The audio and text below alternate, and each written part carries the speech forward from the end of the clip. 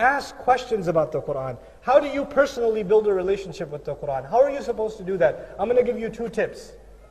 I'm going to give you 2 tips on how you're supposed to do that, and then I'll finish this ayah. The ayah it's an amazing ayah. We'll just finish this ayah and our talk is done tonight.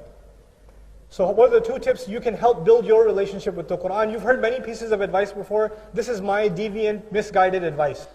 It's not Islamic at all. It's psychotic mostly. But I'll share it with you anyway. Number 1, you take an ayah, you recite an ayah, you understand its meaning, and you turn it into a dua. I'll say that again. You recite an ayah, you understand its meaning, and you turn it into a what? A dua. So somebody says, how do you turn alif lam mim into a dua? Alif lam mim. No, not like that. Not like that. Let me tell you how. What does alif lam mim mean? We don't know. We don't know. Ya Allah, teach me what I need to know. Ya Allah, teach me what I need to know. Ya Allah, keep me away from things that I don't need to know. Ya Allah, remind me that you know everything and I know nothing. Keep me humble in my knowledge. A dua that comes out of what? Alif Lam Mim. ذَلِكَ الْكِتَابُ لَا رَيْبَ فِيهِ. This is a book in which there is no doubt. What's a dua you can make when you read that? Ya Allah, never let me get any what? Any doubt.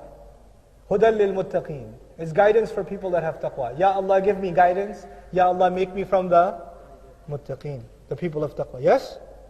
Every time you read an ayah, what can you turn it into? A dua. I will not tell you how to do that. You have to do that yourself. You have to use your mind yourself. Turn a recitation of the Qur'an into an opportunity to ask Allah. Easy. It'll make you interact with the book of Allah. That's 1. I'll give you 2 tips. That was 1. Here's the 2nd tip.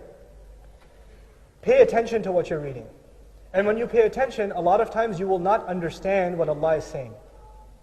Why did Allah say this? How come He said that? How come He said this over here, but He said that over there? Does that ever happen to you? If you're reading Qur'an, you develop what? Questions. Write your questions down. Collect your questions about the Qur'an. Seek out their answers. Try to listen to some lecture, some book, ask an imam, something. Maybe you hear an answer that satisfies you. Maybe you hear an answer that doesn't satisfy you. And you keep seeking the answer, seeking the answer, seeking the answer, until you find the answer. And you know what that pursuit will do? That pursuit will remind you that you don't know anything.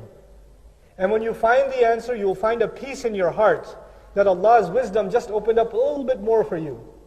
The door has been opened just a little bit more. It'll make you appreciate the power of reflection on the Qur'an. You cannot deeply reflect on the Qur'an until you learn to ask questions. You know, فَاسْأَلُوا أَهْلَ الذِّكْرِ إِن كُنْتُمْ لَا تَعْلَمُونَ. But لَا بُدَّ مِن سُؤَالٍ. You have to ask first to have questions. So collect your questions. That will help you in your reflection.